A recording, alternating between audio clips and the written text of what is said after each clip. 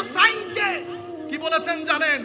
হে তরুণ, হে বাংলাদেশের যুবকরা, যেখান থেকে বসে আপনারা আমাদেরকে শুনছেন, আল্লাহ আল্লাহ রাসূলকে সাক্ষী করে বলছি, তার আগে আপনাদেরকে জানান দিয়ে যাই, আমাদের ভিতরে সুন্নিয়ত বাদে অন্য কোন জিনিস যদি আমাদের ভিতরে থাকে, শিয়ত যদি ভিতরে থাকে, ইয়া রাসূলুল্লাহ আপনি সাক্ষী, আলে বাইতে রাসূল সাক্ষী, আপনারা আলে বাইতে রাসূল, আমাদেরকে লানত দিয়ে পৃথিবী থেকে সরিয়ে দেন।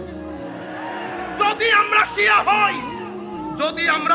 শিয়া হই, সুফি মিজানুর রহমান যদি শিয়া হয়, বাংলার জমিনে সুন্নিকে আমি স্পষ্ট চিত্তে বলছি, আল্লাহর লানত পড়ুক আমাদের উপর, রাসূলের লানত পড়ুক, তাবেঈনের লানত পড়ুক, আলে বাইত রাসূলের লানত পড়ুক, যদি আমরা উপরে সুন্নি ভিতরে শিয়া শিয়া ভাব নেই।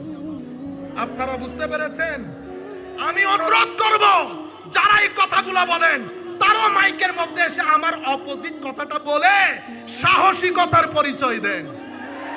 জালালউদ্দিন আল কাদেরীর এই মাহফিল, এটা সুন্নিয়তের না, এখান থেকে সুন্নিয়ত বিস্তৃতি লাভ করে।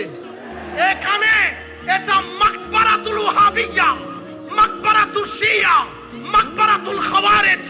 এখানে কোন খারিজি আসলে, কোন শিয়া আসলে সুন্নি না হয়ে যেতে পারবে